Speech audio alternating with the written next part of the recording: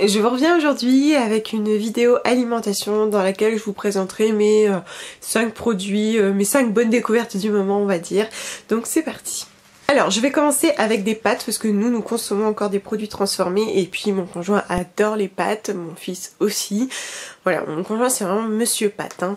Et c'est vrai que voilà, moi j'apprécie de manger des pâtes, ça ne me pose strictement aucun problème. En revanche, même si nous ne sommes pas intolérants au gluten, j'apprécie de diversifier les farines, ça se ressent notamment au niveau de mes pâtisseries. Ça se ressent au niveau de mes pâtisseries notamment, et j'apprécie aussi d'utiliser des pâtes faites à base d'autres céréales et notamment d'épeautre. Donc je vous présenterai les pâtes d'épeautre de la marque Moulin des Moines, qui sont donc des pâtes fabriquées qu'avec de la farine d'épeautre. C'est 100% épeautre, contrairement à certaines pâtes qu'on peut trouver notamment en grande surface dans les supermarchés. Ça va être écrit à base d'épeautre et puis finalement vous allez avoir 20-30% d'épeautre et le reste ce sera du blé. Là nous n'avons que de la farine d'épeautre. Alors pourquoi l'épeautre? Au-delà du fait que j'aime enrichir mon alimentation de nouvelles choses, l'épeautre contient du gluten mais il en contiendrait moins, notamment le petit épeautre. Et en plus, le gluten de l'épeautre serait mieux assimilé, d'ailleurs certains intolérants qui tolèrent très bien l'épeautre. Bref, du coup voilà, j'apprécie de changer, surtout que ici on est sur des pâtes qui au niveau de texture et goût sont très intéressantes. Je trouve qu'elles ont un petit parfum super agréable, ce sont pas des pâtes sans goût. Vous voyez par exemple moi les pâtes de riz, je trouve qu'elles sont fades. Là on a un petit goût qui est tout à fait appréciable et que j'aime beaucoup. Et puis en plus, au-delà du fait qu'elles soient bio, elles sont également disponibles en vrac. Et c'est vrai que je consomme de plus en plus de choses que j'achète en vrac et je trouve que voilà, avoir accès à des pâtes en vrac c'est super sympa. C'est éthique, c'est bien plus sain de consommer de cette façon, mais c'est aussi économique puisque là elles me coûtent 2 fois moins cher, ce qui est très appréciable. C'est vrai qu'en consommant du bio, même en consommant tout court, je fais toujours très attention à mes dépenses, notamment pour les courses alimentaires. Et alors là j'étais folle quand j'ai vu que c'était 2 fois moins cher, mais j'étais trop contente, surtout que mon fils grandit donc il commence à manger des portions un petit peu plus conséquentes. Bref, ça c'est vraiment une super chouette découverte. Ensuite je vous parlerai de céréales et donc je vous parlerai de ces pétales chocolatés de la marque La Vie Claire, parce que La Vie Claire fait des produits de sa propre marque. Donc on les a découverts un petit peu par hasard en vacances, en fait mon fils les a vus, il a vu que c'était au chocolat, il dit bah je vais essayer ça. Et donc j'étais plutôt contente d'essayer parce qu'en fait ce ne sont pas des pétales à base de farine de blé mais à base de farine de riz et de quinoa auxquels sont ajoutés du sucre et du cacao et c'est tout. Alors je me suis dit tiens ça peut être sympa de changer un petit peu. Du coup ça sera un petit peu plus riche en protéines et puis donc ça ne contiendra pas de gluten. Ma foi ça peut être sympa, en plus c'est bio alors pourquoi pas. Et alors je trouve que c'est une très chouette découverte. Alors ça n'a strictement rien à voir avec le goût des chocs à pic qu'on peut connaître. C'est bien moins intense, bien moins sucré, bien moins chocolaté. Personnellement je trouve qu'on sent le quinoa derrière. Mon conjoint me dit que ça sent la cacahuète, mais pas du tout, il n'y a pas du tout de cacahuète. Hein. Moi je trouve vraiment que ça sent le quinoa derrière, mais c'est pas du tout désagréable. Pourtant le quinoa c'est pas une saveur forcément dont on raffole.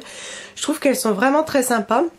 C'est donc bien moins sucré et ce n'est pas pour me déplaire, hein. Je suis bien contente qu'on consomme moins de sucre.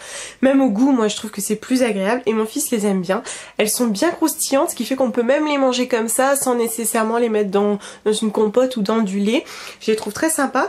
Donc elles sont vendues dans des paquets, hein, mais c'est parce que le paquet il avait fait la guerre, donc là il fallait que je le reconditionne. Et donc ça c'est une jarre que j'ai eue chez Emma. Donc ce sont des jarres pas très chères, à moins de 3 €. Et elles sont bien parce qu'elles sont hermétiques, contrairement aux pots là qui s'emboîtent. Enfin bref, fermons la parenthèse.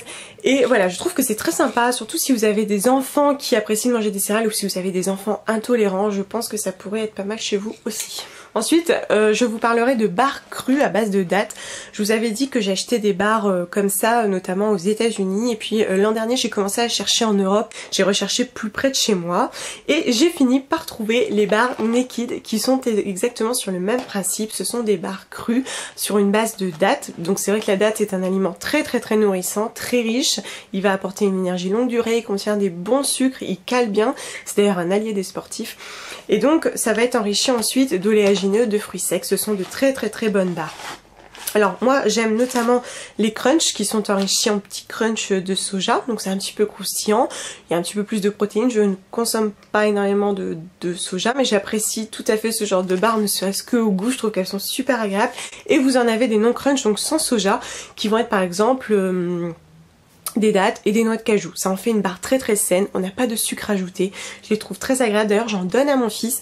C'est typiquement ce que je peux prendre donc soit pour le goûter, soit quand on part en balade, notamment en vélo, au cas où il y aurait une fringale, parce que justement ça va être très très bien assimilé. En plus c'est pas difficile à digérer, ça vous donne pas la nausée si vous faites du sport. Je trouve que c'est vraiment très très très sympa. Et puis surtout, contrairement aux barres que je consommais avant, elles ne font que 35 grammes. Et alors moi j'apprécie parce que les autres elles étaient un petit peu trop conséquentes pour moi, un petit peu trop grosses.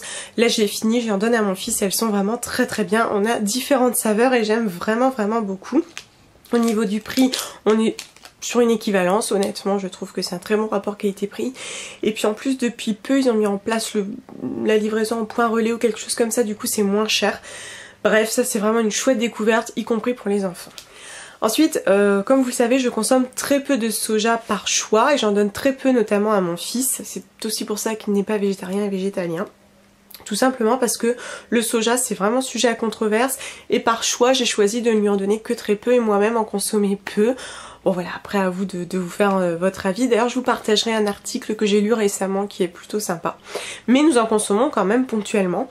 Et récemment j'ai enfin découvert les petits berlingots sojades. Ça fait un petit moment que j'ai envie de tester et ça y est, je me suis lancée. Et donc là on est sur un produit sans lait animal, il est vegan. On a du jus de soja, on a du cacao, bref, c'est un petit berlingot super sympa qui est bio. Et alors là, bingo, je trouve que la version au chocolat est bluffante, que ce soit dans sa texture ou dans son goût. On se rapproche énormément des crèmes dessert que l'on peut connaître. C'est bien chocolaté, c'est bien sucré, c'est super agréable. Même mon conjoint me disait que c'est bluffant. La version à la vanille, je l'aime un peu moins parce que je sens davantage le soja. Mais bon, voilà, elle est très très bonne aussi. Donc les 65 ml sont vendus à 41 centimes selon les enseignes. Moi, c'est 41 centimes. Et honnêtement, si vous voulez réduire un petit peu les produits laitiers ou changer de temps en temps, en plus c'est un petit berlingot, c'est pratique, c'est même pas conservé au frais. Vous le mettez pour faire un pique-nique, c'est génial. Voilà, vous pouvez toujours essayer si vos enfants aiment, pourquoi pas de temps en temps. Et puis je terminerai avec une infusion. Comme vous le savez, nous sommes vraiment de grands amateurs de thé et d'infusion. On en consomme depuis une dizaine d'années maintenant quand même. On en consomme énormément puisqu'on en consomme tous les jours. Et ça faisait un petit moment que je voulais tester le maté. Alors je suis allée dans ma boutique bio pour acheter du thé en vrac et je suis retombée dessus. Donc j'ai repris le temps de regarder. Alors pourquoi le maté? Je savais que c'était un aliment santé. C'est une infusion qui est très bonne pour la santé parce qu'elle est stimulante. Elle prévient la fatigue autant physique que morale. En plus de ça, c'est un drainant naturel. D'ailleurs certains le qualifient d'allié santé, d'allié minceur. Bref, et j'avais vraiment envie de le tester, voilà, de toute façon je teste tellement d'infusions, ma curiosité aussi était attisée, mais en même temps j'ai redouté que ça soit trop amer et trop vert, que ça sente trop l'herbe ou je ne sais quoi, bref, des a priori tout pourri. Et puis je suis tombée sur celle de Sol à Sol qui est donc bio et enrichie en réglisse et en menthe, mais il y a plein d'autres saveurs, il y a nature ou bien aux agrumes, etc. Et alors là vraiment très chouette découverte. Rien à voir avec ce que je pensais, c'est beaucoup plus doux, c'est frais, c'est super agréable. Donc moi je l'infuse dans une théière en fonte japonaise, mais vous pouvez le mettre dans un infuseur individuel, il n'y a pas de problème. Et je trouve que c'est vraiment très frais, c'est vraiment très très sympa, mon conjoint aime beaucoup également. Puis je vous dis c'est un aliment santé donc ça nous conforte toujours dans l'idée de faire du bien à notre organisme. Alors c'est vrai que si vous n'avez pas l'habitude de consommer des tisanes, notamment bio, naturelles, sans arôme, ça peut vous paraître fade, même la version réglissante parce qu'on le sent à peine. Bon, vous accablez pas de sucrer un petit peu, mais c'est vrai qu'on sent davantage les saveurs quand on sucre pas. Nous on sucre jamais nos tisanes et nos thés, mais on est vraiment amateurs quoi. Nous on aime bien sentir les saveurs et tout ça. Donc voilà, vous pouvez toujours sucrer un petit peu, c'est pas le bout du monde. En tout cas, je vous le recommande. Si vous avez envie de tester, testez.